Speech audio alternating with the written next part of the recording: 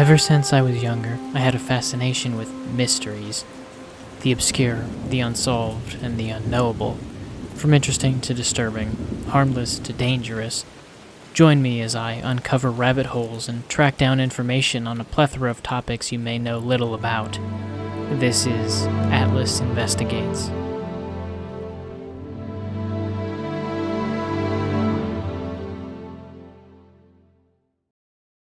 Hello everyone, I'm Atlas, and this is the Chronological Chris Chan Iceberg. Welcome back. Sorry it's been so long, but August turned out to be a very busy month for me, so I did not have time to sit down and film one of these videos. But here I am now. If you're unaware, Chris Chan is a person on the internet that many people are familiar with, or have at least heard of. He holds the title of the most documented person on the internet, because of the sheer amount of facts that are available regarding his exceedingly strange life. This iceberg was created by the user Piccadilly on icebergcharts.com and was posted on the 8th of February 2022.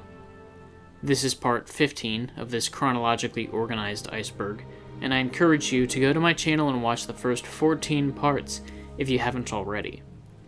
While we're on the subject, I'll encourage you to like the video, subscribe to the channel if you want to see more, and leave a comment if you have something to say. I read them all.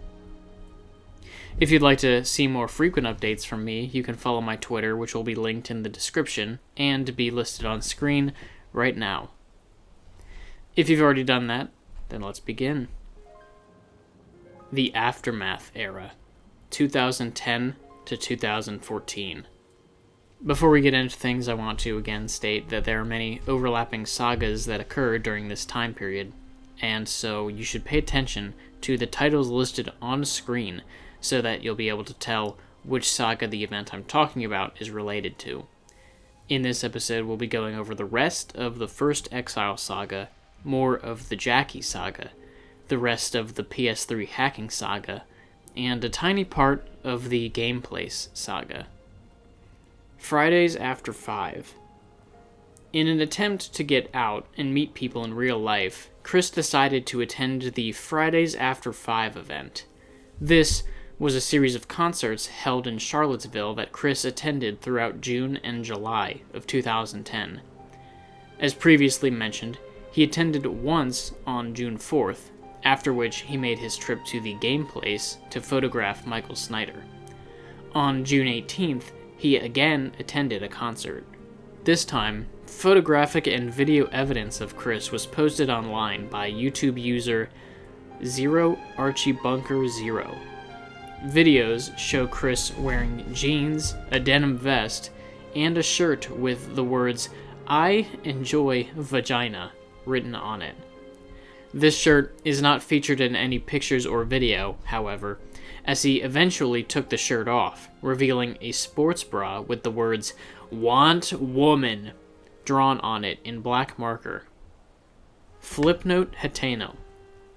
On June 19th, Clyde Cash leaked the existence of a Flipnote Studio account belonging to Chris. Flipnote Studio was an app that came with the Nintendo DSi, which Chris owned and can be seen using in his June 18th appearance at Fridays After 5. Flipnote Studio allowed users to draw short videos and use another app called Flipnote Hatena to share their creations and interact with others.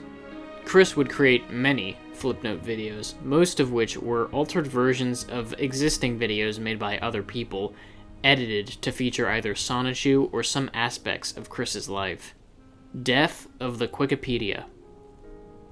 Having lost interest in the Wikipedia, the website was officially terminated and taken offline on June 26, 2010. However, many of the articles were preserved and archived, and can be found on the Wiki to this day in some form. An Old Classic Dream / Romantic Labyrinth. Chris uploaded the Flipnote An Old Classic Dream, later renamed to Romantic Labyrinth, on June 29th.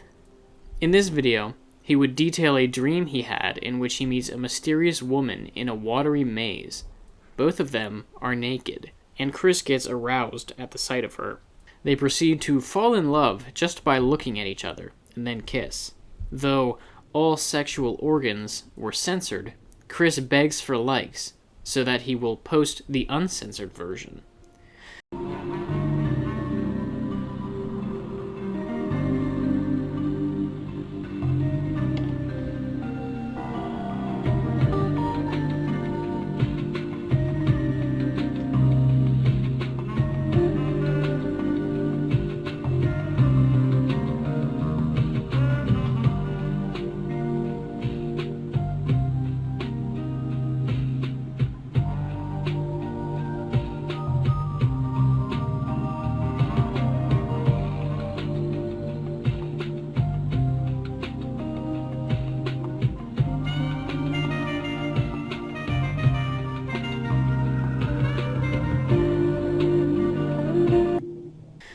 Because this violated Flipnote Hatena's terms of service, the video was quickly removed, though it was archived by Christorians. Chris would try and upload this video 3 more times over the course of a few days, with some censoring added to get around the restrictions. At the end of the video, he would post this note. I want to note the Romantic Labyrinth Flipnote is not inappropriate. The people are clothed, there is no violence, there is no flashing. I will not be deleted from trolls who falsely report my romantic fantasy and my straightness as a violation, just so those dang idiots can get away with portraying me as homosexual, which is wrong. Admins of Flipnote Hatena who see my complaint here, please monitor all comments posted anywhere on Flipnote Hatena. It is very difficult to locate and block every single one, only to have them create new accounts, only to continue trolling me like they've done so far. And please allow me to keep my account on Flipnote Hatena, and allow my Romantic Labyrinth to stay as my own Flipnote on the Hatena in the name of my right to speak of myself for myself, and not be described by false rumors fabricated by the trollin' stupid people. Thank you. Peace, Christian Weston Chandler. However, due to the violations that his account had accrued, he would be banned from Flipnote Hatena on July 2nd. For women only.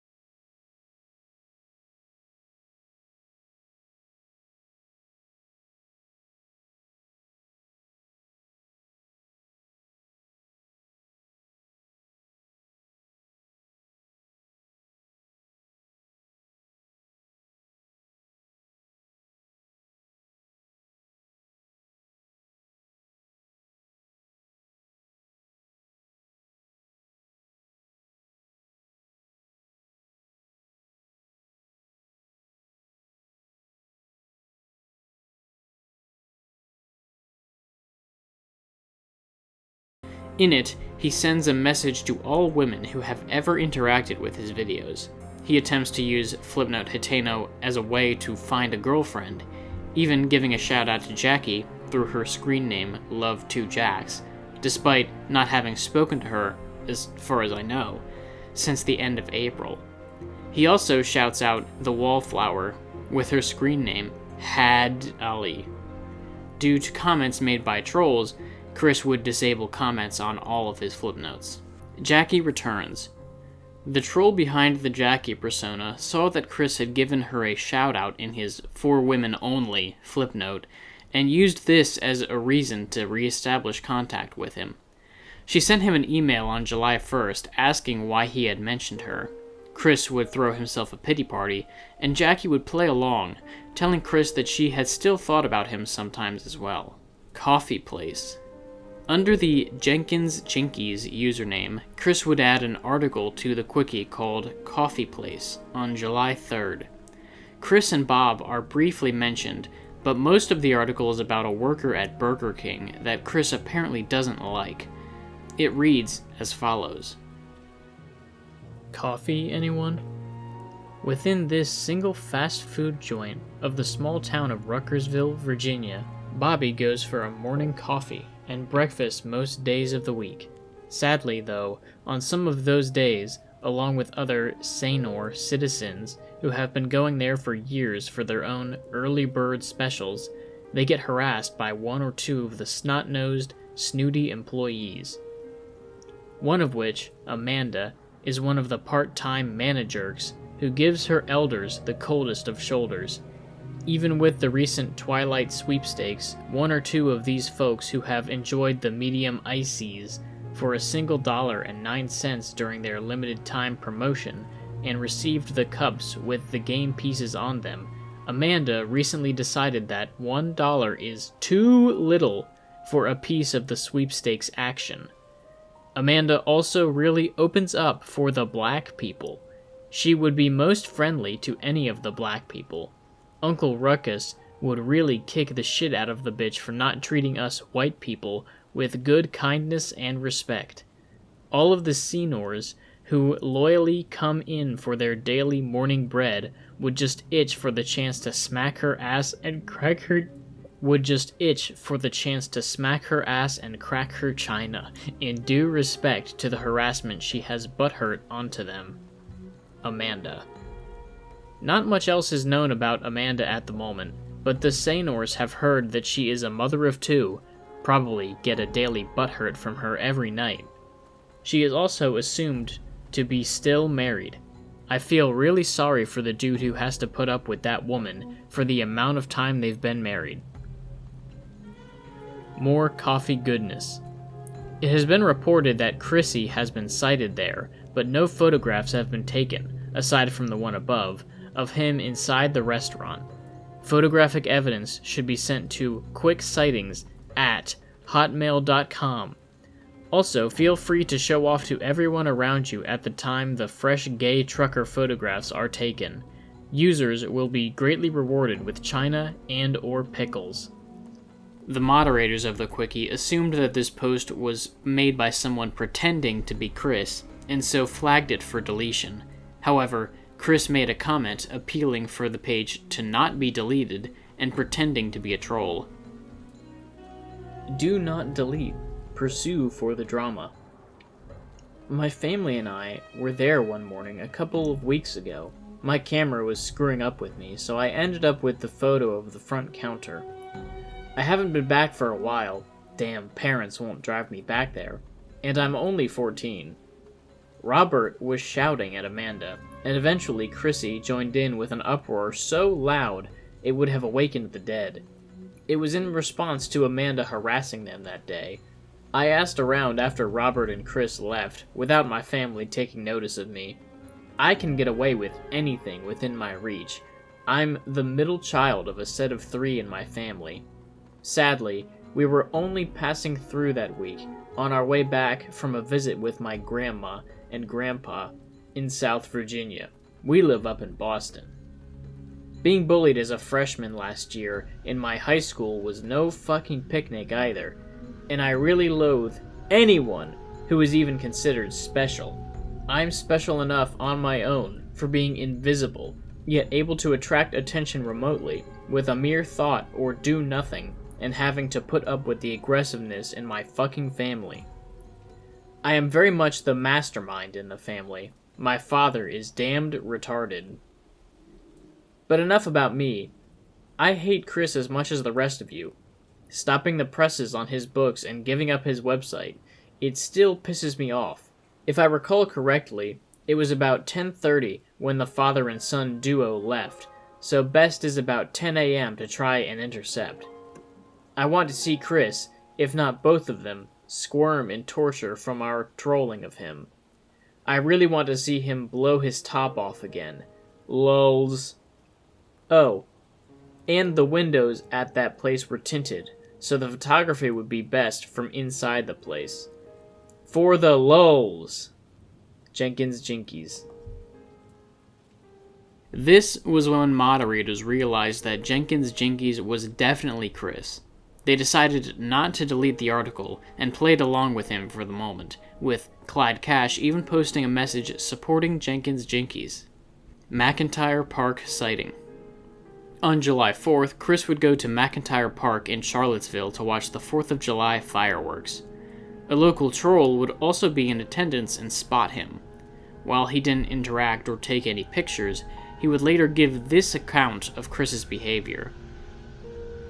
I have followed the Chris trolling for a while, because who could resist reading about some guy who lived in the same city as you? Though I never would have expected to run into the elusive man-child. That is, until July 4th.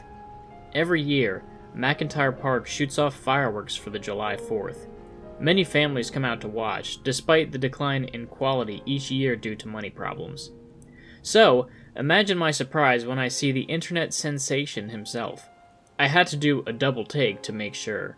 No, he wasn't wearing anything outrageous like in Fridays After 5 footage. No Sonichu medallion. I guess he really has given up on Sonichu. I didn't stalk him the entire time he was there, but kept tabs every once in a while. He spent a lot of time near the baseball field. At one point, I noticed he pulled out his DSi with something odd attached to the front of it. It looked like a zoom lens. But do they make zoom lenses for the DSi? I thought the camera quality was already shit. He seemed to use his DSi and what I think is the zoom lens, looking at people around here, presumably women, considering the creepy person he is. A little while later, I noticed he had gotten up and started to walk. To where, I don't know. Then he stopped. And now I don't know what to make of this. I saw him scribble on something, wrap it around what I think he picked up was a rock, and threw it at this woman. I don't think it hit her, but she seemed startled. She picked up whatever he threw, opened up the paper he had written on, looked at him, and shook her head. She then turned and went on her way. At that point, I decided to leave it at that and go back to hanging out with my friends. I didn't see him after that point. I assume he decided to change where he was sitting, or people were just blocking my view, because as it got darker, it got incredibly more busy. This is very reminiscent of the red string of fate tactic he used during his PVCC years. This, coupled with him declaring that he wants a woman on his shirt as an evolution of his attraction sign, shows that he is both evolving and devolving at the same time, trying new versions of past failed ideas now that he's practically hit rock bottom in his love quest. We can see Chris's thoughts on this in an email sent to Jackie on July 6th. It's okay. I do not blame you. It was my errors. I am sometimes mentally slow, and don't get all of the details at once and such. I'm doing okay. I get lonely sometimes, the whole not having a girlfriend thing and whatnot, and I have gone out and try again to meet new people, but I still get held back with fear of rejection keeping me from approaching women. And I still have my mental hang-ups against the majority of the male population. The trolls were not much help either. I have few friends/acquaintances in real life, and I refuse to start any new relationships over the internet. I feel paranoia over that as well. Without my needed-to-see-a-far-distance glasses, I know that I have a handsome face. If there really are any single women in Seaville, I feel they would have seen me and at least say hey, but I am constantly unnoticed in public. It makes me feel sad, knowing that I am invisible even in the mass public events I've been hanging around in, such as the local Fridays After 5. Obviously, I need people to come to me, and they make first contact, because even with my drunken word vomit shouts, I'm still invisible. My adult life sucks. Things could be better for me, and I really wish my AL is better. Have a good and safe day. Talk to you later, Christian. July 9th sighting. Chris once again attended Fridays After 5 on July 9th and was spotted by the same troll who had seen him at the fireworks show on Independence Day. He provided this account along with a photo. Sorry for not adding more with the pictures, but I did notice that Chris had taken his DSi zoom lens, Thanks for clarifying that up for me, guys. Off his DSi and was using it as a telescope. He had pressed it up against his eye and was constantly watching around him with it for a while. He also had this habit of taking off and putting on his sunglasses within seconds of each other. It seemed like he paid more attention to what was going on around him than what was happening at the concert. At one point, I noticed a girl, who looked like she was probably still in high school, jump up on the ledge beside Chris to join a group of friends who happened to be stationed behind the man baby. In the process, Chris turned to her and it looked like he said something to her, because immediately her facial expression changed from a legit happy one to a forced smile one. She joined up with her friends and they immediately huddled up together, whispering about something. At the same time, they all looked up at Chris and laughed. I can only imagine what he had said to the poor girl. A few moments later, one of the guys in the group picked up his cell phone and snapped a picture of Chris from behind. Maybe he's aware of who Chris is and will share his story somewhere. At that point, whether or not Chris realized they were making fun of him, he picked up his stuff and switched seating spots. I chose to take my leave at that point. Thankfully, he was no longer wearing his Want Woman bra or I Love Vagina shirt. It seems as though Chris's sole motivation for going outside is to find a woman to be his sweetheart, not to enjoy himself or socialize with regular people. Hookers. As Jenkins Jinkies, Chris messaged Clyde Cash through the Quickie on the 11th of July, asking about the hookers that he and Brian Bash sent to Chris's house after his failed date with Emily, apparently interested in scheduling an appointment himself. Thanks, man, but I'm good. I lost my young virginity with a senior cheerleader. Her china was sweet. Plus, as an anon, I prefer to keep my ad off of the web. I would not want Chris coming after my ass. The mindfuck that he is, I would not want to fall victim of one of his impulsive man-child rampages. I just enjoy getting the lulz off of him. That's all the info I got of Amanda. My family and I don't travel to South Virginia that often, but I'll see if I can hitch another trip and find a place to crash in Virginia. I wouldn't be missed. I am so overlooked in my family. Something else that has piqued my curiosity from the hooker incident. I'm wondering from which luscious company or group Brian Bash the ladies came from. Specifically the company name, their website, and from within Chris's crappy 434 area code.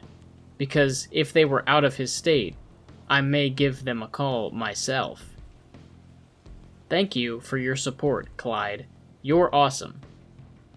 Clyde didn't give him any details, but called him a pussy for insinuating that Chris was dangerous. Chris, unable to insult himself even while pretending to be a troll, sent this response. Firstly, I am not a pussy. I am as wild as a serial raper. What the fuck? Second, I saw those videos.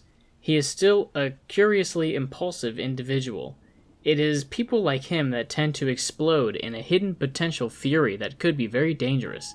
While you may see him as a weak fuck, I see a crazy man who will likely strike at any given moment.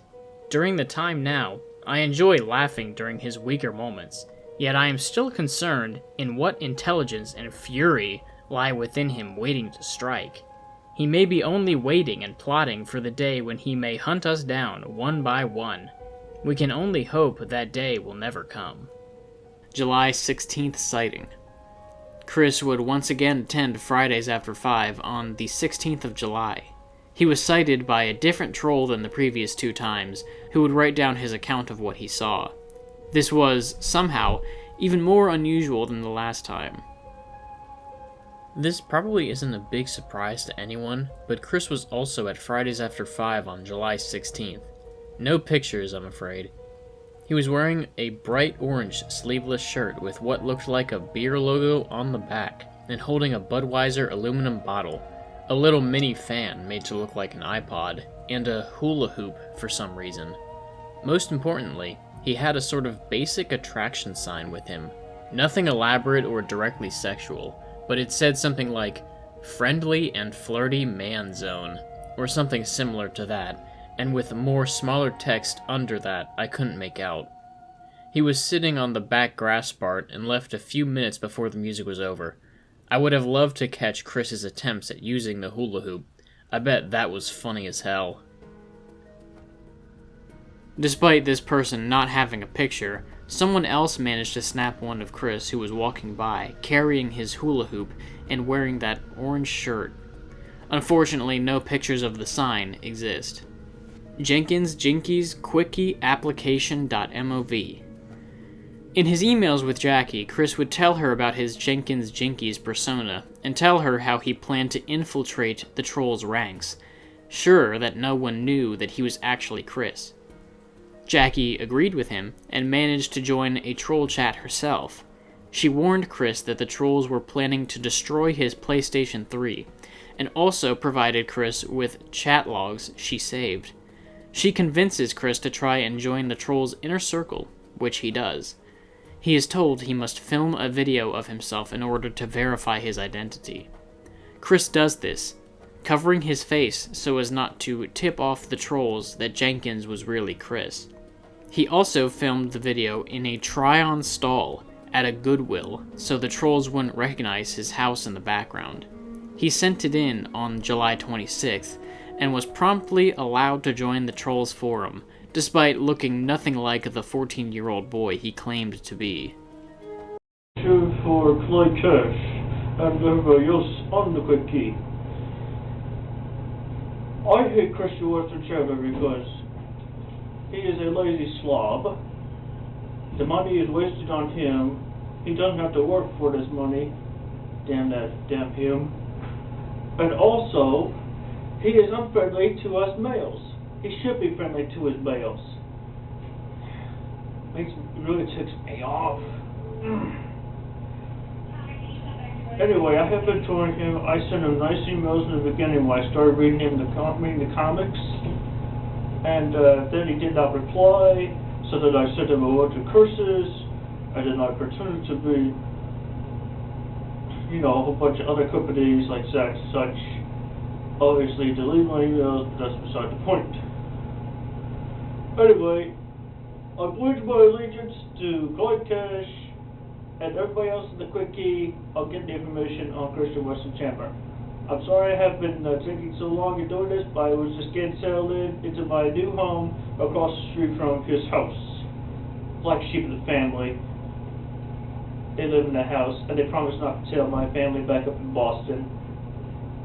And of course, also I have trolled him. I found him over at the Burger King on the way back to Boston from South Virginia, as I have created the famous Burger King page.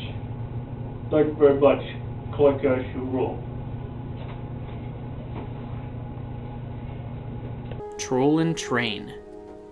This is the name of the forum that Chris joined as Jenkins Jinkies. It was created solely for the purpose of trolling Chris, so it wasn't a place where any actual trolling schemes were discussed. Jenkins Gay Erotica. Chris's introductory post on the Trollin Train while posing as Jenkins Jinkies, posted on July 29th, takes a very strange turn. He goes from describing how Jenkins had moved into a house across the street from Chris to talking about a gay experience that Jenkins had during summer camp in very vivid detail. This is because Chris believes that all trolls are gay, hence the reason they oppose him, as a supposed paragon of straightness who is outspoken against gay people. Here is his post in full. First, let me say I am most humbled to be welcomed among my fellow troll kind. Well, let me tell a bit more about myself for starters. My real name is Junior Jenkins. Scooby-Doo was the inspiration behind the Jinkies. LOL. I had a birthday recently on the 16th of July, so now I'm 15. I couldn't celebrate it with my friends like I would have wanted to, because I was hitchhiking my way to Ruckersville from Boston. I'm crashing at a house where I have some relatives here. They're the fucking black sheep of the family, and they're not close within the same house. It is cool, because they won't rat me out to my parents and siblings. like I need another damn minute with those assholes who overlook me. And a better part, their house is across the street from Chrissy's house. Sadly, though, the blinds to his bedroom are always closed, but I still get some sights of him and the family out of their house. I've arrived at my new home a few days ago on the 20th. I'll be spending my sophomore year and so on in Greene County's high school. I promised I'd write to my gal back in Boston, but what happens here she doesn't have to know. Dick emoji. I'll have to make some new friends come September, but I'll be cool. I'm a stud. I'll also miss my favorite duo of dudes, Jerry and Dino. They taught me the ropes of high school life. They were both 16. I looked up to them, like I would have for my older sister if she wasn't such a fucking cunt. They were a gay couple, and they respected me as a friend only.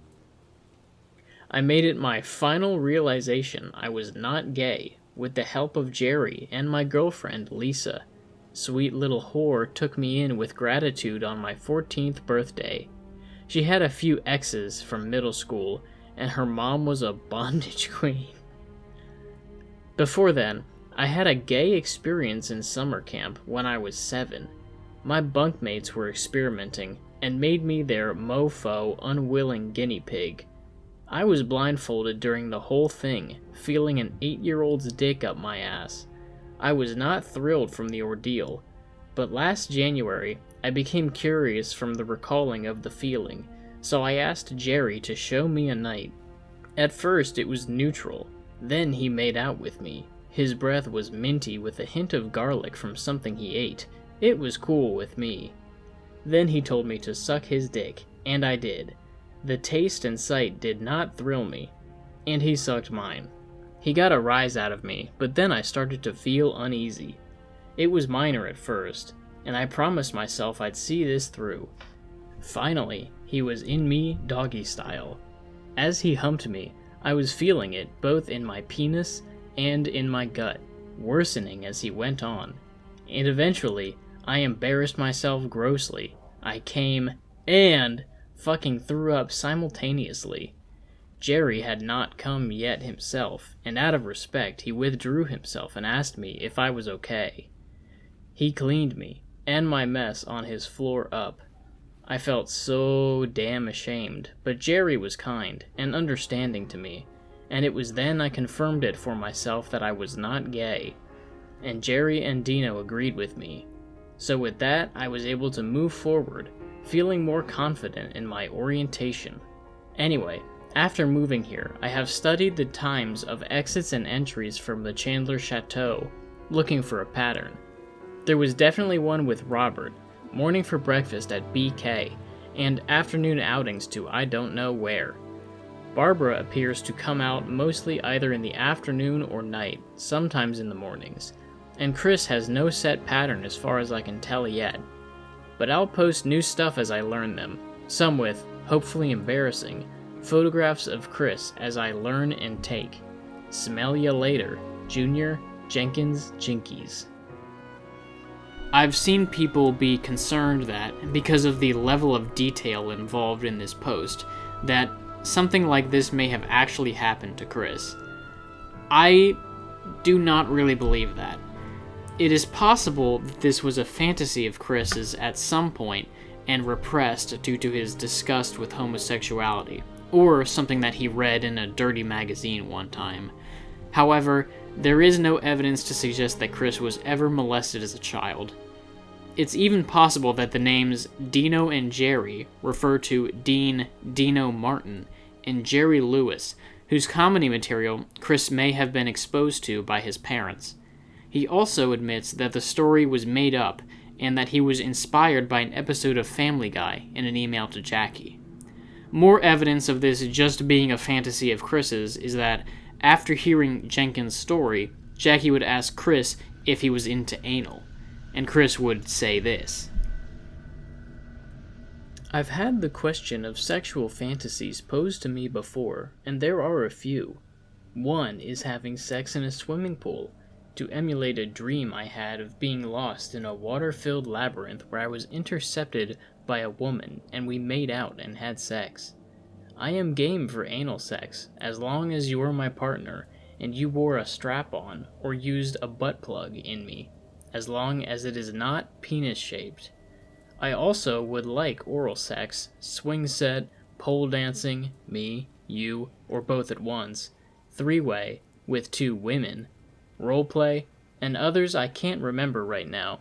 Feel free to suggest other sex play topics, and I'll let you know if it's cool with me or not. Tugboat.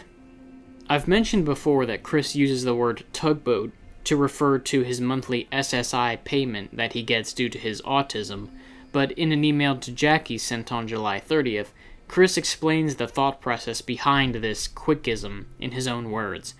Here's what he has to say on that. I do not think I'm as experienced with anal play as you think.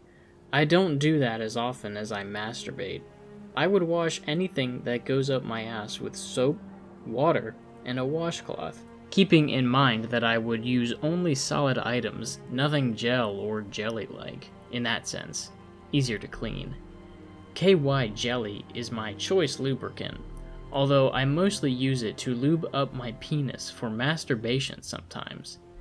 The paranoia of the trolls at the Otakon is really of my parents, and I just cannot afford the trip financially at this time. And Mom and Dad threatened to call the police on me, cut off the food money they give me daily, and change all of the locks on the house doors if I drove myself out there or whatever. They literally called the police on me when I drove to Cleveland, as a missing person report then. In my humble opinion, having senior citizens for parents throughout your whole life is no picnic. They are worse overprotective. I mean, my father was well over 50 when I was born, and my mom was just over 40. I wish my parents were younger by about 20 years. Then maybe they would have been more helpful, social, understanding, and cool. I appreciate for everything they have done for me throughout my life, yet now as an adult, I get a bunch of tough, raw deals. One reason why I need a girlfriend is so I can hang out with her and get away from my parents for an extended time without worry. I have contemplated the idea of Junior and me being buds, but I still have to think further in how that would work. I will, however, take your good idea of harmless posts for the time being. Thank you for your valued input. Between having the SSI and the money from the job, I would make well over $1,500 a month together. I do not think anyone at Walmart, below manager-like positions, would make that much a month, so it works for the better. And I use the term tugboat in reference to the expression, our ship has come in, which is in reference to a huge amount of money coming your way. The ship is defined normally as a luxury cruise ship, yet it can either come in without trouble, or more likely, sink and fail. A tugboat is more reliable, and it comes in at a scheduled time per trip. A tugboat is less likely to sink, because it is built more durably than a cruise ship, and that is why I call my monthly SSI income my monthly tugboat. Which makes me feel blessed to have you back, giving me a second chance for us together in our relationship and romance. It would be a terrible shock and major hurt for me if I lost you again. I need to recover for now, but I'll talk to you later. Stay safe and sweet. I care deeply about you. XOXOXOXOXO. Heart, heart, heart, heart, heart, heart, heart. Love and peace, Christian. Financial woes. In the emails between Chris and Jackie, Jackie would attempt to convince Chris to get a real job, stop receiving his monthly payments, and stop spending so much money and time on video games. Around this time, trolls tried to siphon money directly out of Chris's bank account. This didn't work, but because of the financial issues, he had to come clean to his mother about spending too much money. Here's what he told Jackie on the subject. Green eyes and flip-flops. At least I was right on the jeans. I got it now. Getting the fees refunded is a problem. It requires approval from not only the local bank manager, but also major edits/tweaks in the computers. I am in, though, on the ID Fraud Protection Plus plan. Free for me, thank God. And also, I am in on the Opt-Out plan, which if a transaction, online or real life, would put me into the red, the charge would be automatically declined. The opt-out goes into effect starting on the 16th of this month. I have informed my mother about the credit card first. She is more calm than Dad is. I have asked her to relay the news to him. I feel if I do it myself right off, he'll not only get super angry and raise his voice to loud shouts, but it would just put me into a state where I may as well be lying cowardly on the floor in the fetal position. This way, he gets his anger out into the air only. Mom would leave the room during the time, and he'll have time to recover and calm down before confronting me about it, not as loudly. My father is currently monitoring my bank account. He asks for a bi-daily printout of the current online statement information and any pending transactions. Your suggestions of having him lock up my console for a week and such have been noted into my memory. I am not saying it is a bad idea, I'm just not comfortable with it. Sweetheart, after this whole experience, I swear on my Aunt Karina Weston Ing's grave that I will never apply for a credit card ever again. Giving Dad the money I get from the game sales is a good idea, yet I would like to wait until this whole mess clears up and I am fully certain I have over $50 in the bank after the clear up beforehand. I will sell the number of games shortly enough, at least by Friday of next week. I'll talk to you later. Stay safe and sweet. XOXOXOXO. Heart, heart, heart, heart, heart, heart, heart. Christian. After this, Bob would take even greater control of Chris's finances, though Chris would still secret away a bit of money in order to buy video games. Matthew Noble's call. On August 10th, Alec Benson Leary would call the Chandler household under the guise of a Game Place employee named Matthew Nobles. Alec, as Matthew, talks with Bob, with small appearances by Barb, about Chris's recent antics at the store. It is revealed that Chris didn't tell his parents about him taking pictures of Michael Snyder and having run-ins with the police. Throughout this call, it is revealed that Bob, to some extent, is just as delusional as Chris regarding the way the world treats him. He, like Chris, also believes that there is some sort of conspiracy at the game place to persecute Chris. He seems to believe that this originated with Megan Schroeder, as well as Daniel Mims and Lucas White, the two kids who posted the first images of Chris to 4chan in 2008.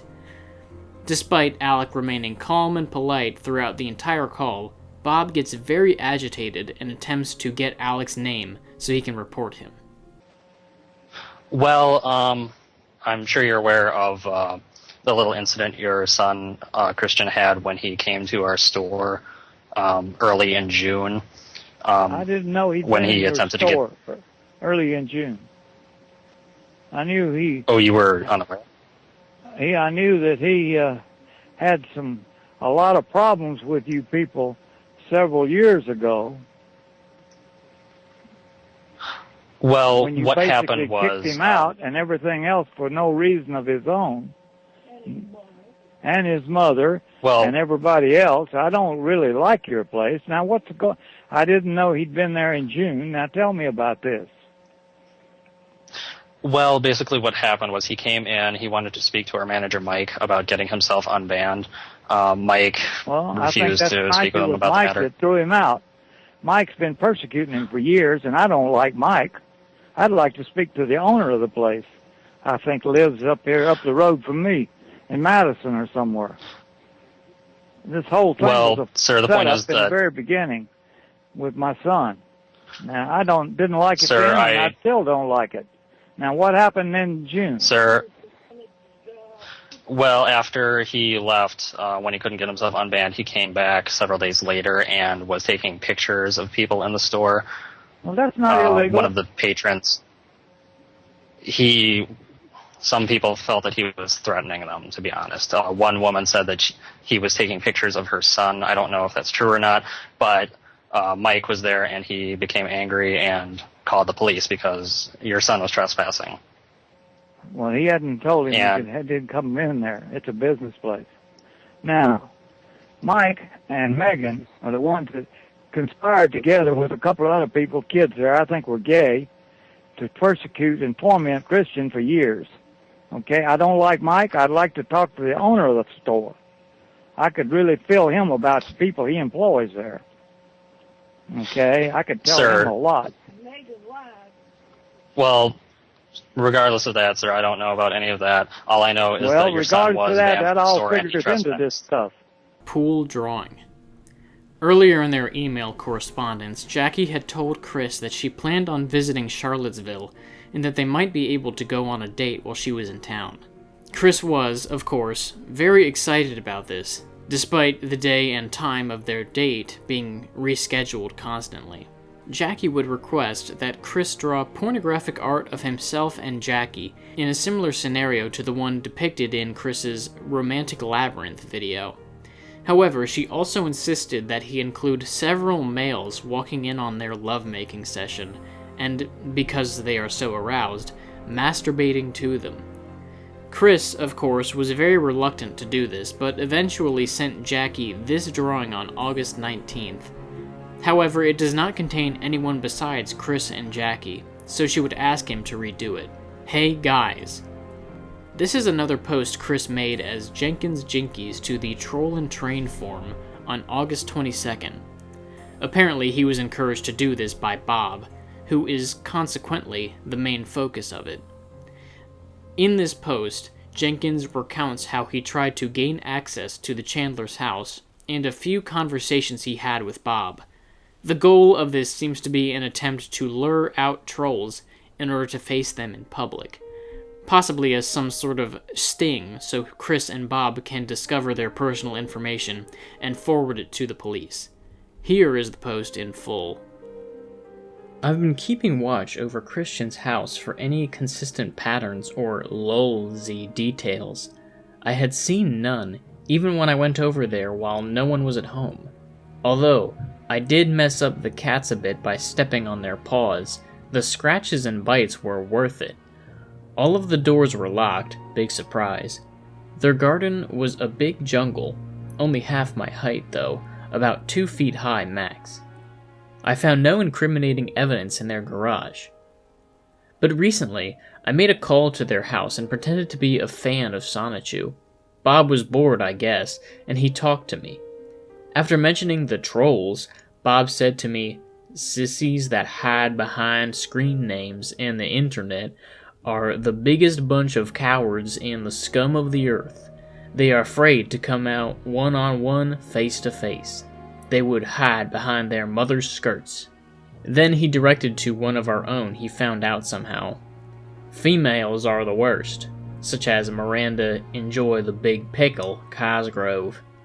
That surprised me greatly, but in defense for you, Miranda, Bob would be of no match against you.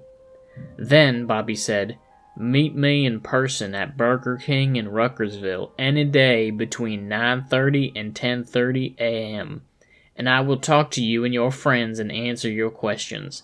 Christian and I are not afraid and have nothing to hide. We are simple and above board." We chatted some more and then he hung up. I'd say let's troll Bobby further to get to Chrissy. I went there this morning. He was civil and gave me some info on Chris, such as that he has a complete collection of the United States quarters on a map. What a dumb way to save money. He also calls Chris a good boy. I agree with him, he ain't grown up. And ooh, this is a good one. Chris tried to roller skate and fell multiple times, even though he did a lot better on ice skates at the ice park, a class he took at PVC Citizens. I'm sure the more of us that go to Bobby and talk to him, the more information we can get out of him about Chrissy for our schemes. I'll continue to keep watch and let y'all know when something new and lulzy comes up. Junior Jenkins. Haunted Doghouse. On August 25th, in the Trollin Train forum, trolls discussed supposedly planting viruses into PlayStation games and online content, Not realizing that this was an impossible thing to do, Chris, as Jenkins, played along and tried to suggest that Chris wouldn't fall for any viruses and that they were better off giving up on the idea. He also tried to dissuade trolls from a supposed plan to dig up the grave of Patty the dog. Jenkins claimed he himself already tried to get a closer look at Patty's grave. He claims it was harder to break into than Fort Knox. Later, on August 26th, Jenkins wrote this post recounting his attempt to dig up Patty's grave. He claimed that he encountered the spirits of Patty and a young Chris Chan himself guarding the monument. Chris apparently believes that other people share his same belief that ghosts are real. Here is the post. It's all no good. The neighborhood is very often quiet. The noise will be heard by someone. If not the Damdler family, someone would call the police on us for sure. Besides which, I was haunted by the spirit of the dog and the child Monday night. I went over to Chris's house with a flashlight that night. I'm trekking through the daylily garden aisles, searching for more bad I can do about the house, when suddenly I hears a voice, hello. I look around and see nobody. I am terrified. Then, suddenly, I am fucking paralyzed. My ankles and wrists are pulled to my left and right, feeling like there were other people's hands holding them down on a floor. And I feel a pair of hands on my neck, too, strangling me, yet I can still breathe. Then the voice comes back. Hello, Mr. Troll. It is the voice of a child, about 8 years old. I struggle to look around, yet I see nobody. I'm fucking shitting my pants here. The voice continues, do not be afraid of me, like the teachers of the elementary school were. They did not understand me and my mind. I want you to understand my mind. Right after, I see a lot of strange images going through my mind, including the images of an abusive babysitter called Roach, locking me alone in a static room, a therapy session at James Madison University, the teachers, guidance counselor, and principal of Nathaniel Green Elementary School holding me down and taping my screams and more. I tried to scream, but nothing came out. It was a scream of silence. I could not even utter a word in normal voice, only silence. Next thing I knows, I am knocked back onto the cement block trail of the garden aisle by the weight of a big dog, yet there was no dog.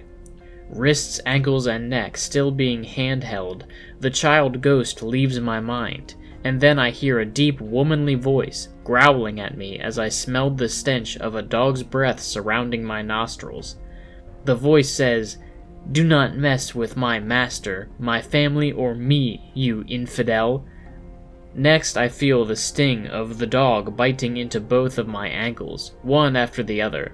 At that moment, I struggle back, leaving behind the lit flashlight I dropped earlier when my arms were being stretched out, and I limp as fast as I can back to my house, closing and locking the door behind me, gasping for breath and dripping with sweat. I limp to the bathroom with the shower and look in the mirror. What a gross mess I looked like.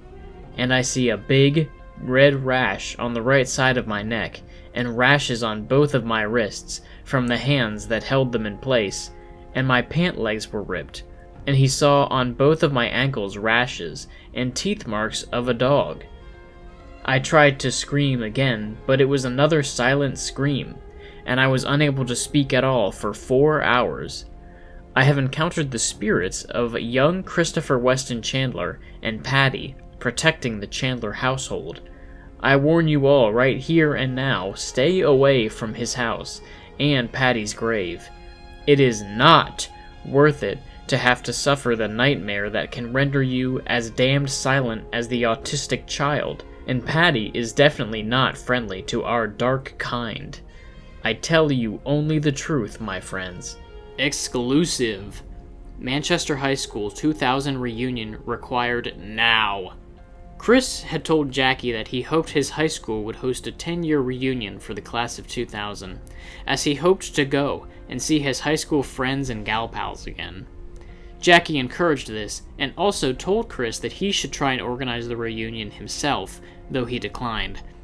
However, she did manage to convince him to make a video calling for the reunion and upload it to YouTube. Before posting, he sent a demo version for her to sign off on. She saw it, and recommended that Chris act more animatedly, and address the trolls who would be watching.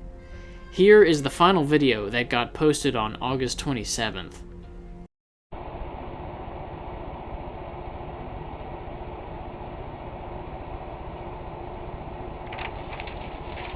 Hello. I am well known on the internet, sadly. I'm Christian Weston Chandler of Rocketsville, Virginia. I was a Manchester High School student, graduated class of 2000.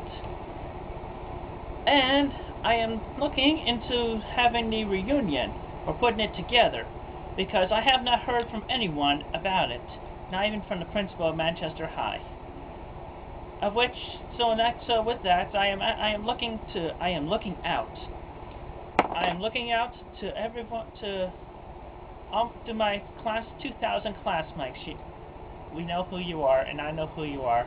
Got your names in the yearbook, senior yearbook in my class. I have been looking forward to this reunion since the senior prom, where at the end of that slideshow it said, "See you in 10 years for a reunion." Reunion hasn't happened yet, and it has to happen. It was basically promised, not only to me, but to everybody who was at that prom.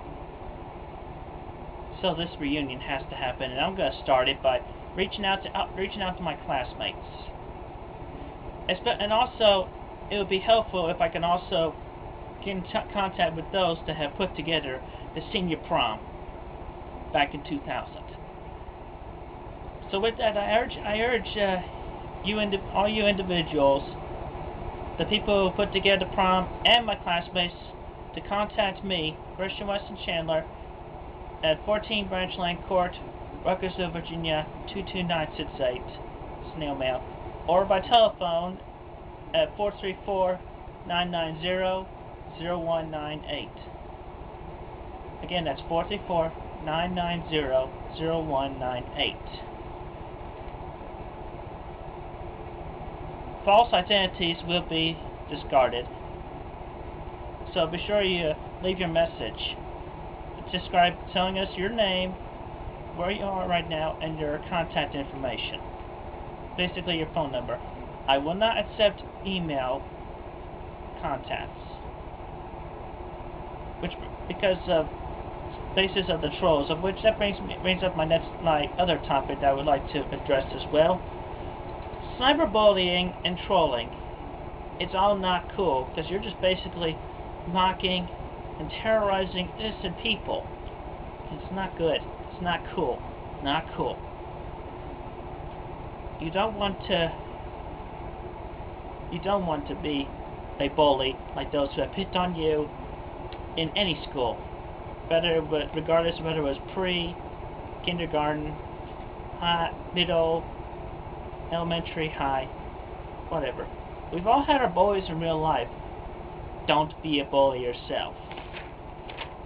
I urge you to not cyberbully or troll anyone.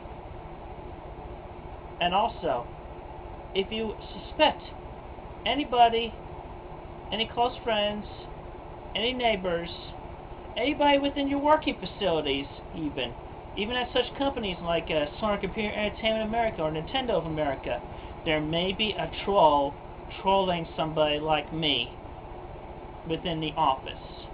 I urge you to do the checks and report them, fire their asses. With your help, we can put a bust on trolling and cyberbullying.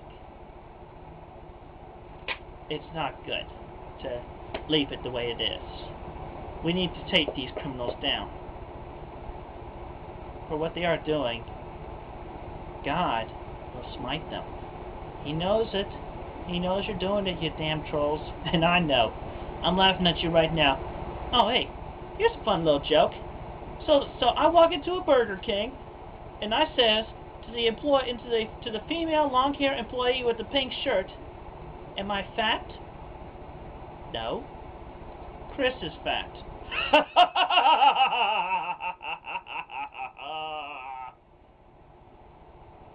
Not cool.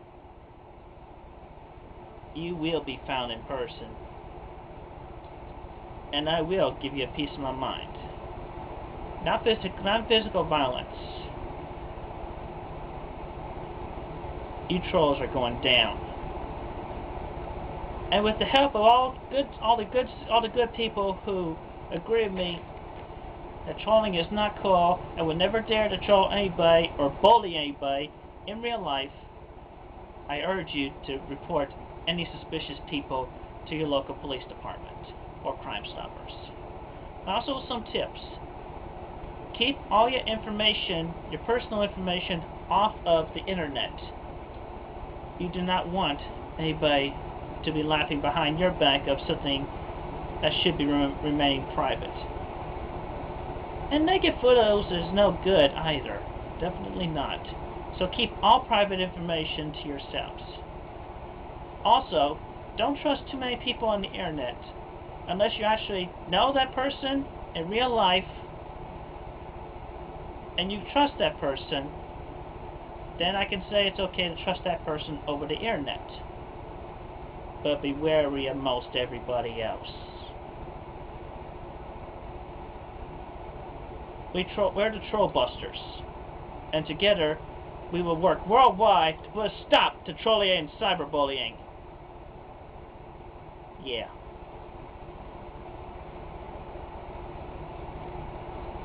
Class 2000 reunion. It has to happen, and I need the help of my classmates and the people who put together senior prom. Call me, snail mail me, get in contact with me. Have a good day. Be safe. Trolls everywhere rejoiced at this video, as it was the first one he'd posted in 3 whole months. It's also worth noting that, while we don't have direct confirmation, it's possible that the Manchester High Class of 2000 reunion had already been planned, and was later held in November of 2010, though Chris would not attend. I also love that Chris gives a lecture about keeping personal information safe while on the internet, after giving out his address and number just a few seconds prior. Stardate, August 27th, 2010. Uploaded after his high school reunion video.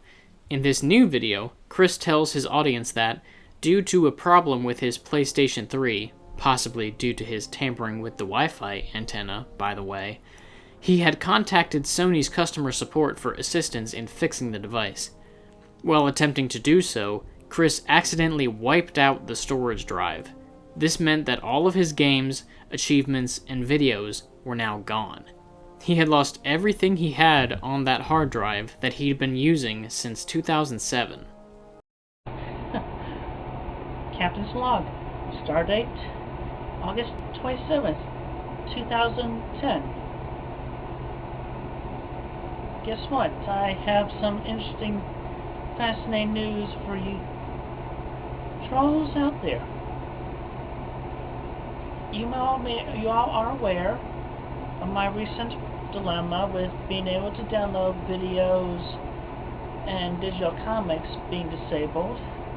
Well, I just got through talking with technical people at Sony, and they encouraged me to go through an option number 3 of searching for corrupted data and clearing that out. But there was a problem during that, and the system suggested formatting my internal hard drive, and there was a misunderstanding between me and the employee over at Sony Computer Entertainment America, and I said yes.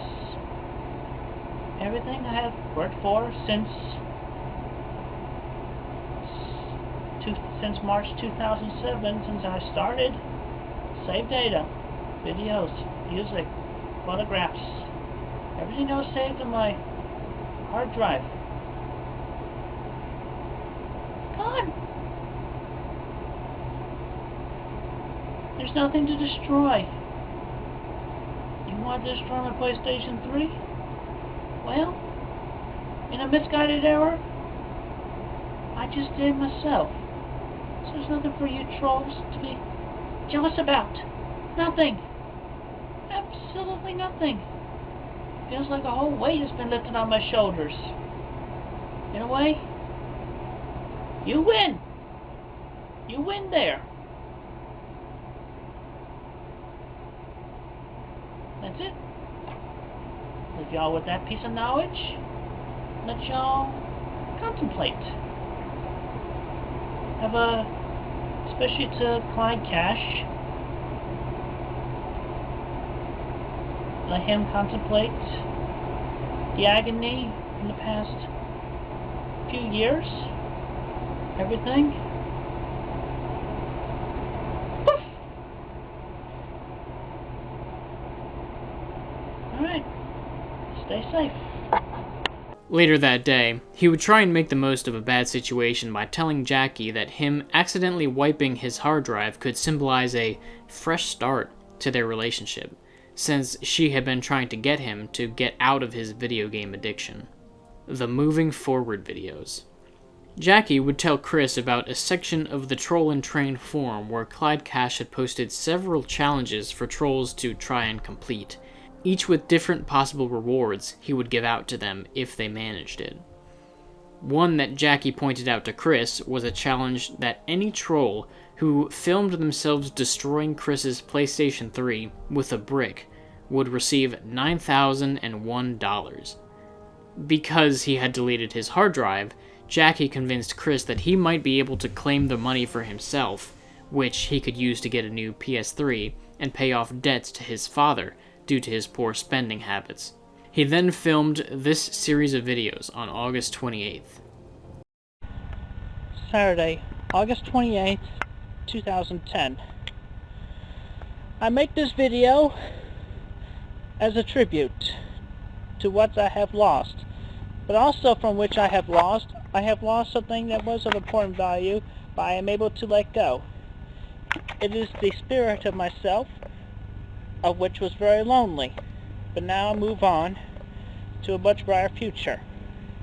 And now for the feature presentation on this video. What you are about to see is uncensored and unedited. My PlayStation 3 here in the backyard.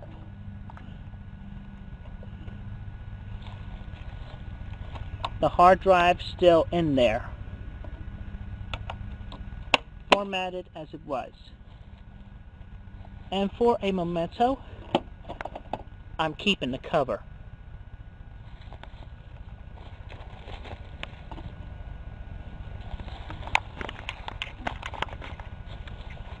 Again, this is very graphic, so if you are weak in the stomach, especially as a gamer, look away. And I mean no disrespect to Sony Computer Entertainment America, maker of the fine product.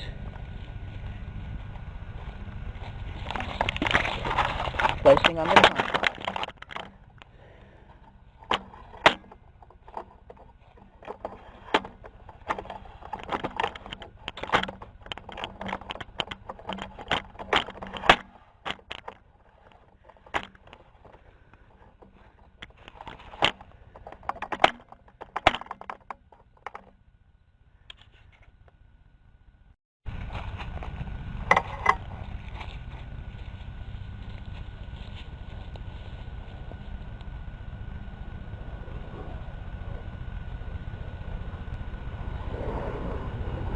Vessel of my loneliness within the past 3 years and anguish. I bid you fond farewell. Adieu. Fond farewell.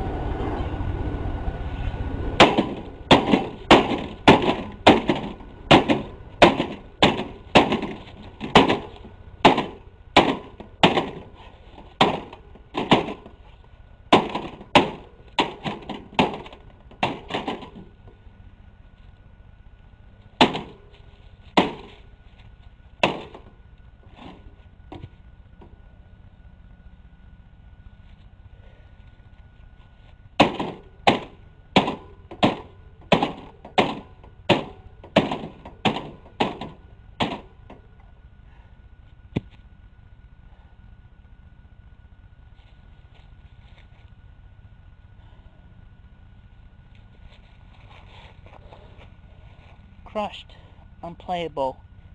The deed is done.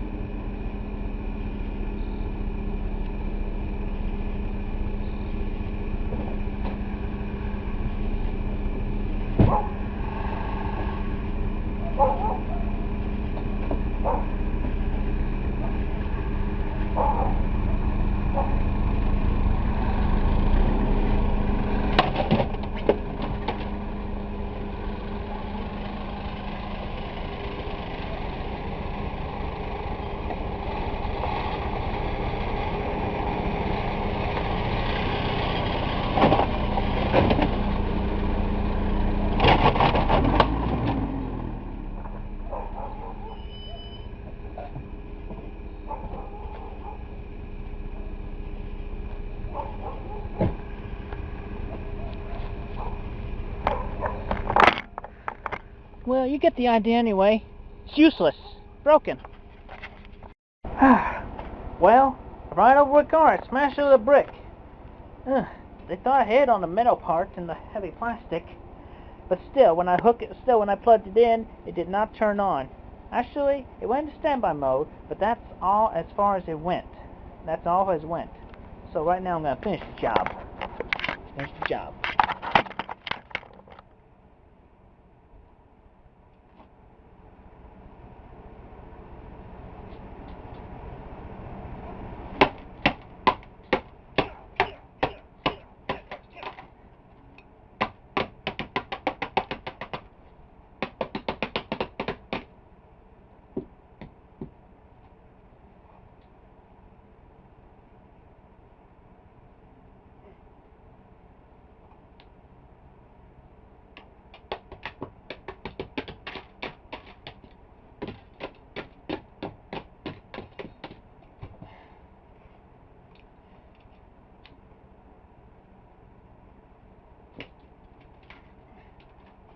Look at that bend. Broke a whole bunch of stuff off. So you tell me, it's still good. It ain't now. The reason there are 3 separate videos is that Chris would share the video with Jackie, who was not satisfied with the level of destruction to the console, and so he would make another video, further vandalizing it. Jenkins Jinkies would make a post to the Trollin Train the next day, informing the other trolls about what Chris had done, and still maintaining his cover story. Even I could not believe it, but I was an eyewitness to Chris smashing his own PS triple. I had just gotten home from an outing with my family, when at about 4 o'clock on the afternoon of this Saturday the 28th, I saw Chris walk outside of his house with his camera in one hand, a pair of worker's gloves in his back pocket, and his PS3 in the other hand. I was curious, so I followed him to his backyard, where I watched from behind the gazebo. Thank God I was not seen by him. Yet fuck me for forgetting my camera.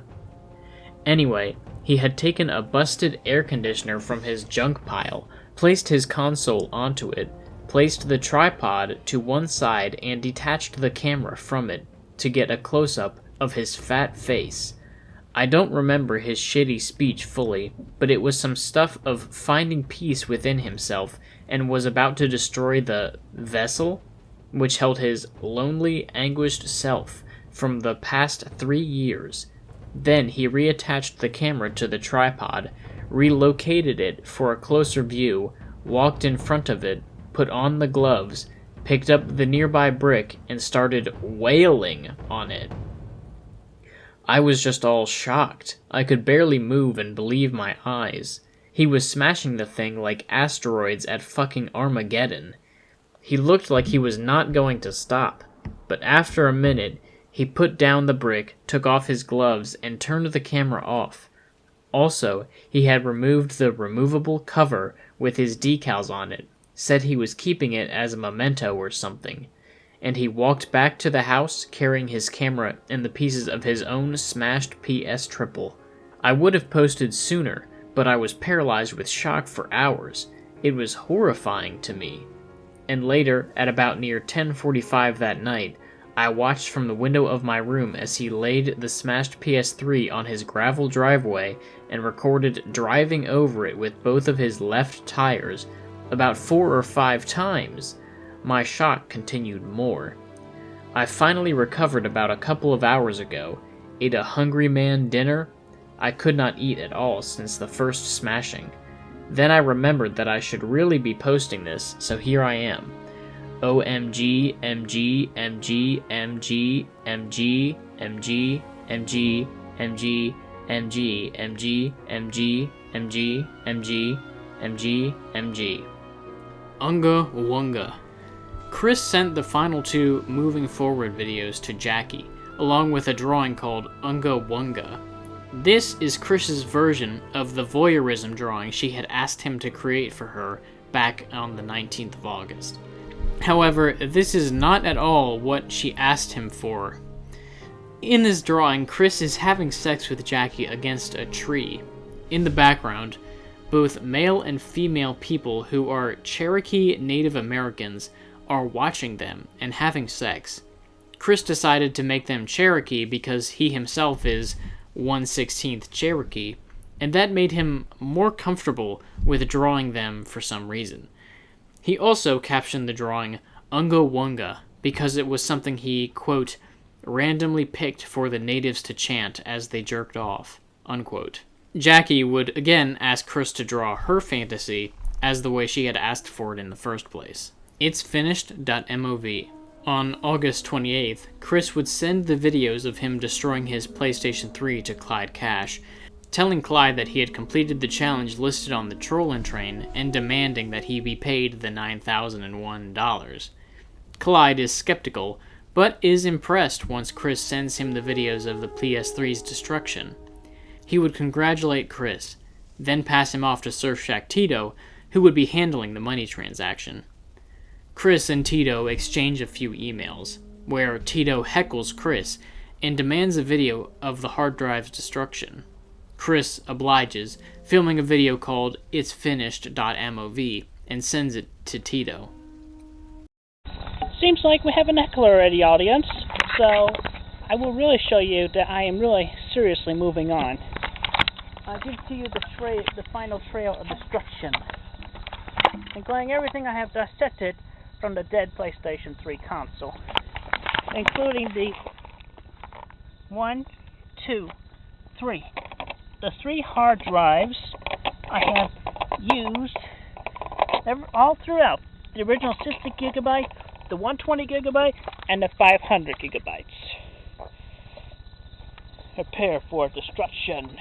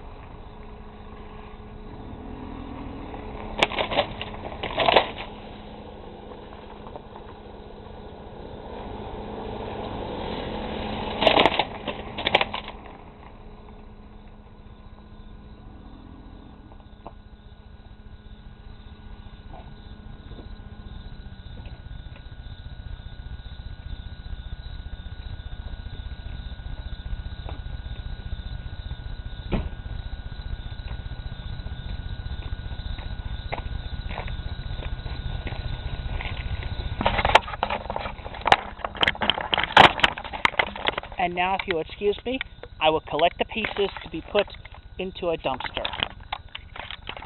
After more back and forth, Chris agrees to meet one of their supposed trolling agents at the Fashion Square Mall, a woman who can be identified by a tattoo of a pickle on her breast.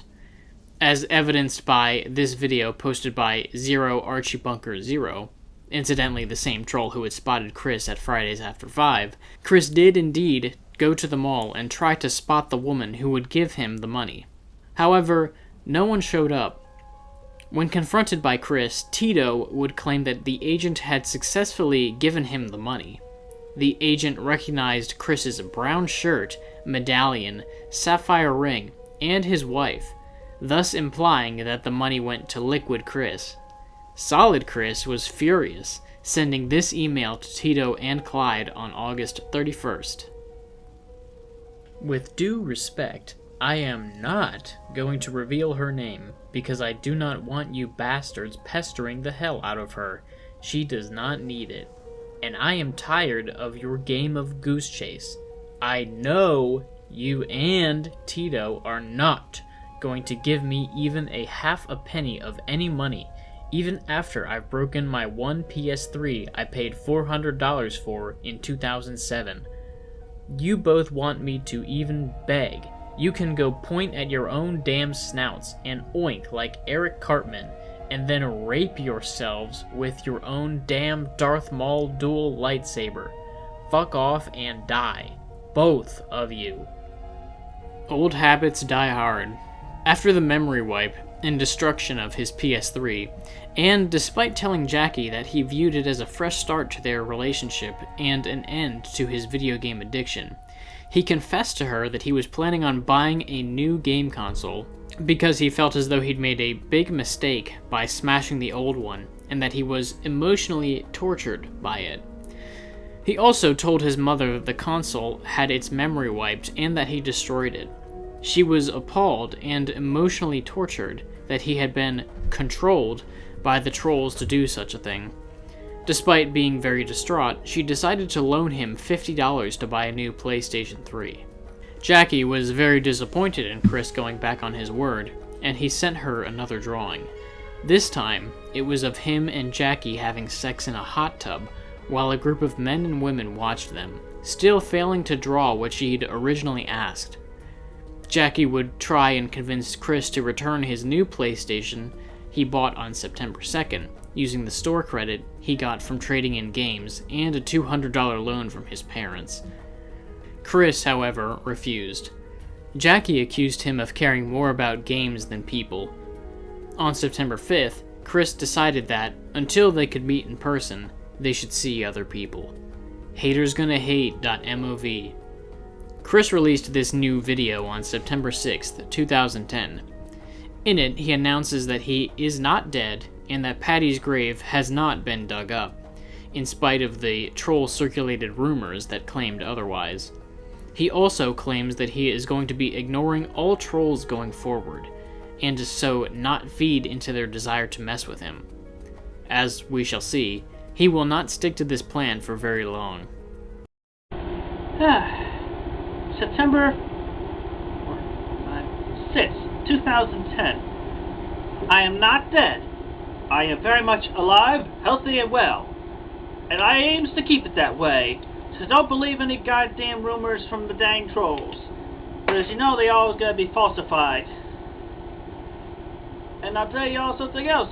Patty ain't dug up. She's still underground.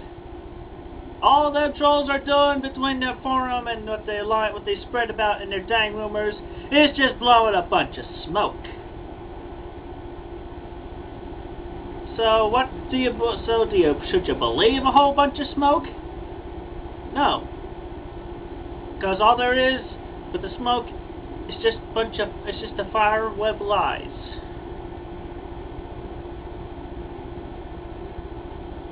So there. And also, I am going to ignore the trolls, and they are not going to bother me anymore. I am regaining control of my life.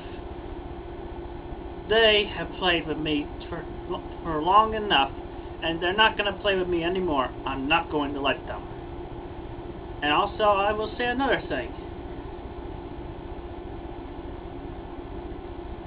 Haters are gonna hate. Hex-Box Retraction. Jackie would manage to re-establish contact with Chris again on September 7th. Chris, willing to try and make things work because he believed Jackie was the only woman who could put up with his behavior, offered a compromise. He would keep his PlayStation 3, but he would also save up some money to come visit her in Tennessee, as he had been promising to do for some time at this point. She was a bit let down, but accepted this. She asked him about his hypocrisy regarding people who played the Xbox console and his statements that people who used it were addicted to video games, while he himself, a PlayStation user, was also clearly addicted. Chris would reveal that, in a stunning stroke of character development, he had relaxed his hatred of the Xbox. Here's what he had to say in an email sent on September 9th. I really want to be with you, Jackie, so much that I would have dedicated 3/4 of my next tugboat to you if I can't get the new $130 before then, and I really would come all the way to Mary Baldwin to meet/visit you myself. So far, I was able to only get $19 from pawning off my Game Boy Color and 6 Pokemon Game Boy original/color games and selling my Game Boy Pocket for $5 to a new computer geek acquaintance of mine. The pawn shop would not accept my Saturn or Game Gear because they were too old. But after seeing a huge banner in front of a 7-Eleven of a PC Pro computer store behind the 7-Eleven, I went in and made a new acquaintance with a fellow Game Freak dude. He's going to help me by finding some people to buy the Genesis/32X/Sega CD, Saturn, and Game Gear from me for my asking prices through his connections. He has his own page on Facebook. This is good, because at this point the trolls won't know about this and pester me like they would have done. This information is confidential. About the Xbox thing, I've realized after a revelation that I did not really hate the console originally. As a matter of fact, I've played a store demo kiosk of the 360 twice ever.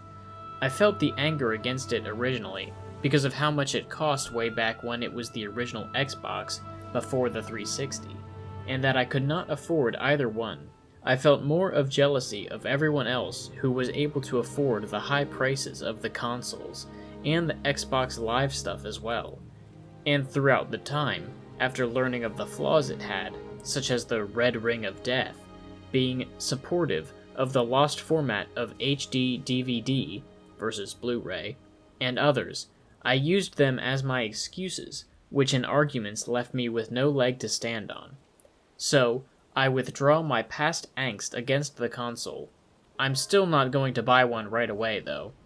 I'll try more, if I somehow got hold of a 360 inexpensively or for free, or if I tried a non-demo console at someone else's place.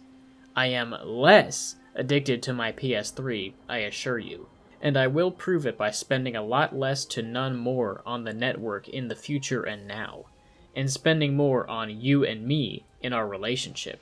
And you have to give me credit for unloading the older consoles and their games I've been hoarding for years for cash, including the current transactions I'm looking for with the remaining 3 older consoles. And you are right on me having no right to complain of other video game addicts, but I said those things to prove a point that people like them, including myself, and the trolls can be better themselves by socializing off of the internet and going out more often. I have been going out more on the daily basis, at least during the afternoon hours, on average leaving between 2 and 4 p.m., and an average of over 3 hours per day. If I knew where to go, I would definitely go out at night and have more fun, but aside from the new Walmart to walk for a while, I do not have knowledge of such locations and how to act within their likely dim-lit areas. And yeah, I do not really expect people to drop what they're doing and converse with me. when I am unable to do it as easily as they are able to, but it is nice to be acknowledged and not to feel invisible in public.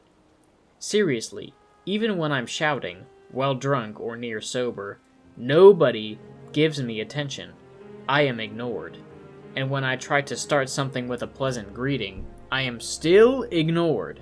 And I am right here, people. Aren't I handsome enough to attract your attention, ladies? What the fuck do I have to do to get even a hello from anybody these days? Sigh.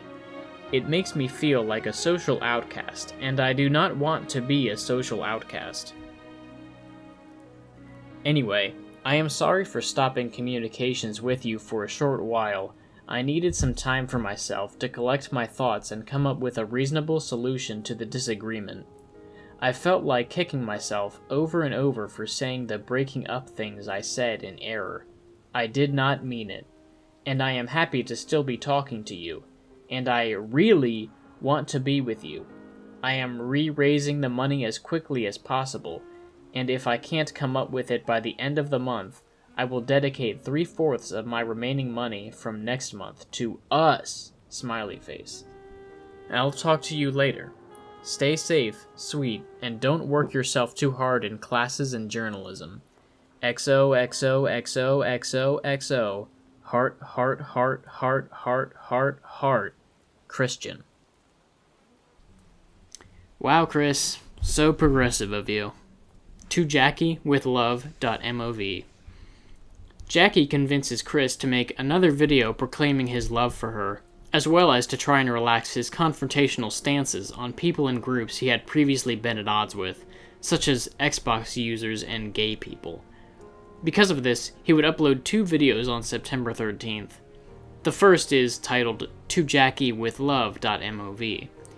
Here, he talks about how much he loves her, and details what their first in-person meetup would look like. In the background of the song by Crash Test Dummies is playing, as requested by Jackie. This is for you, Jacqueline, my sweetheart. I want you so bad, you know. I need you. You complete me so much. It's so hard to explain. I mean, you get me so excited. You get me energized. I just want to jump. I just want to jump. You get me so excited, especially when I do things for you that you enjoy. That I help put together for you. It's just really awesome. Besides, as I said on their website, we're so much a match in many things. And you know, I could do a lot of fancy things for our first date, but you know, yeah, that's the drawing right. That's a drawing right there. I mean, yeah, sure, got a little gamey thing here, but you know what? It's a good way for jets, especially since I did the drawings hand by hand. Anyway, for our first date, like I said, I would do it fancy, but I'm a simple kind of guy, you know. You know, a nice little dinner for 2, maybe a movie, walk in the park, that sort of thing. So my fantasy day is just mostly simple, really. And anyway, a little bit more of you. I meet you over at your place or wherever we decide to meet up. And we head on out for our lovely day. We can go catch a movie. Maybe go see Disney flick, and then make out what we got. Or we could go to an amusement park if there's one, and ride the roller coaster. Ride the Ferris wheel. Long we're together, enjoying it. And then we go to restaurant, depending on whether where we would feel like going, whether it be fancy or inexpensive. But this one was fancy, the one I put together for the first day here. Anyway, we just enjoy each other's company and the food. It can be candlelit. I think that is part of the fancy. But we're just getting each other's eyes lovingly. There's hearts between us. And then you just race me on our way to the park, where we can enjoy, where we can slide down the slide. I can push down the swing, or just sit on the grass, whatever. Enjoy the moonlight, romantic moonlight. And find a tree and make out. And then when it comes to the apex of our evening, I can take you out to our car and then take you back home. And then if you want to, we can go back in there and ruin make love. Our protection. Because I love you and I care about you very much. More than anything. I need you! I need you, Jacqueline! I don't ever want you to leave me. I need you. I want you so much. I don't ever want you to leave me, because if you leave me, that would just leave me very sad. It'd be so much heartbreak. I'd be down for well over a month. Don't even want to think about it. Don't even want to think about it. But I love you, Jackie. I love you! I love you, Jacqueline Romney. Come to me, or I will come to you. And we will enjoy, and we will dance the night away, or hang the day away, and see where it goes from there. You make me jump. You make me jump! I love you so much! Can't stand it. I really can't stand it.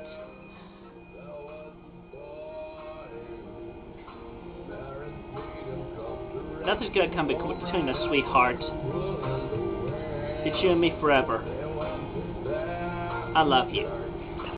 He also uploads a video called XboxIsOK.MOV, where he retracts the past comments he made regarding the Xbox being a bad console and the people who used it being bad people or trolls. He does the same for gay people, and removes all the curses he had placed on Xbox users and homosexuals. In the background, a few loud groans can be heard at certain points in the video. While it is not confirmed, some believe that these are coming from Bob, who was confirmed to be in a poor state of health at the time of this video's filming. It's actually a little unnerving to hear.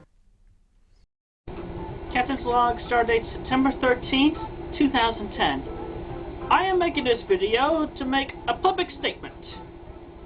I no longer have any angst, or hatred, or anything, any beef against the Xbox. It is a good console, a very good console. About equally as good as a PlayStation 3. Yeah, it cannot play Blu-ray, but it is still a good console, and is just another gaming console. Just like, you know, I guess just like PS3 is another gaming console, another Wii is another gaming console. And you notice there's a depreciation in the number of gaming consoles in the center, because the gaming edition is gone. I have gotten rid of the hoarded systems and games that are open. I have hoarded the number of years. And also, I would like to make another statement. I have no hatred or anger towards the gay men. None at all. No questions. Straightforward. I'm cool with you gays, you know. You go do what you want to do, just, you know, keep it to yourselves. That's all. We're all equal people. We have every right to live our lives free, however each of us individually chooses. So there.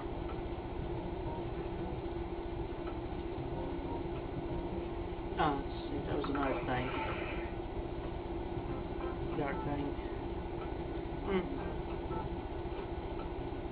Anyway, that's essentially that. Oh yes, I just remembered the other thing.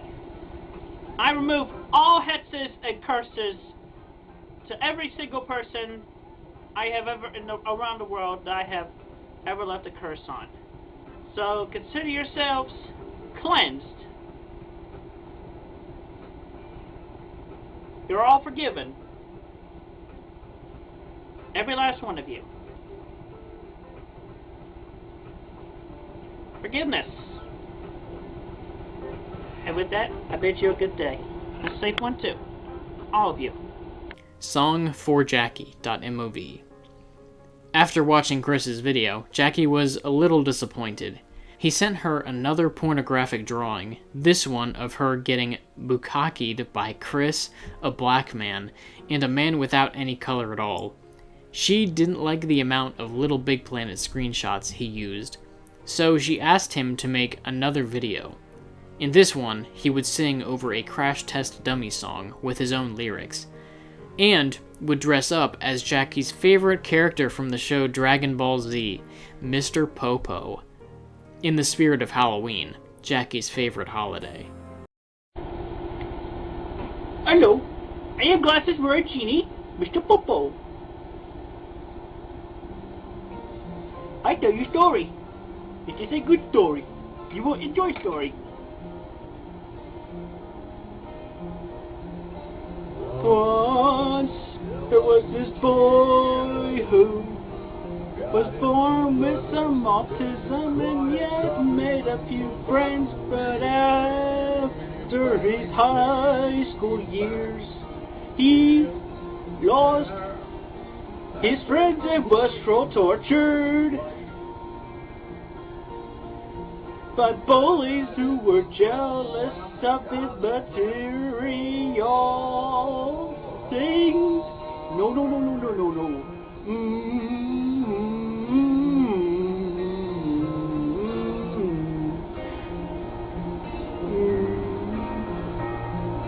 Once there was this girl who continued to have friends long after high school.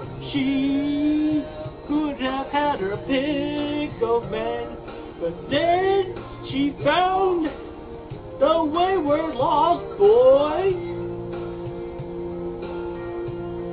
They matched up very well, heavenly matched love. He was so.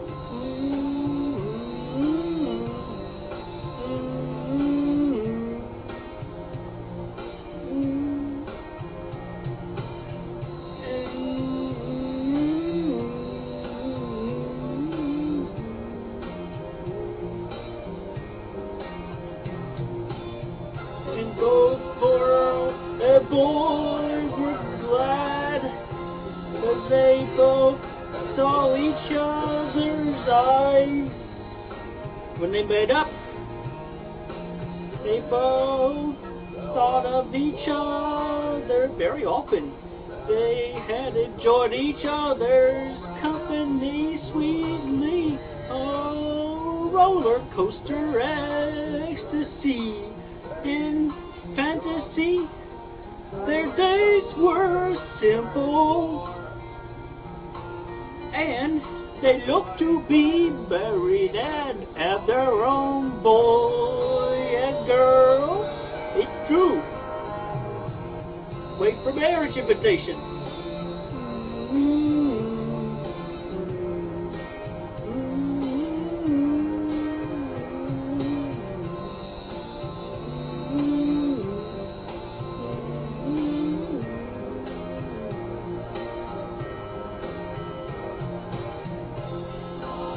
Ain't no sayings on the fiddle, no sayings on the fiddle like this. Ain't no sayings on the fiddle, no sayings on the fiddle like this. A song yo day wah wah, ho ho hey ya ho. A song yo day wah wah, ho ho hey ya ho. Ain't no sayings on the fiddle, no sayings on the fiddle like this. Ain't no sayings on the fiddle, no sayings on the fiddle like this. A song yo day wah wah, ho ho hey ya ho. A song yo day wah wah, ho ho hey ya ho. Happy loving, between me and Jackie. I love you, sweetheart. Boing. God, that's really not a good look, Chris. In the video description, Chris claims that he means no offense to black people or Indian people, but I don't think that helps much here. And that does it for part 15 of the chronological Chris Chan iceberg. If you've pulled up the original image of the iceberg in order to follow along, I'm sure you'll see that I actually added several points of interest myself. This is because I found the original to be a bit lacking in some areas, so I took it upon myself to do a little extra research in order to bring you a more complete picture of this time in Chris's life. The main sources of information I used were the Quickie and Gino Samuel's documentary. You can find Gino's channel linked in the description, and you can visit the Quickie yourself if you want to do some of your own research on Chris. I'll get to working on part 16 of this series as soon as I can, in which we'll be going over more of the Jackie saga. I hope to see you back here soon. Again, subscribe to the channel if you want to see more, like the video if you liked it, and leave a comment if you have something to say. Bye for now.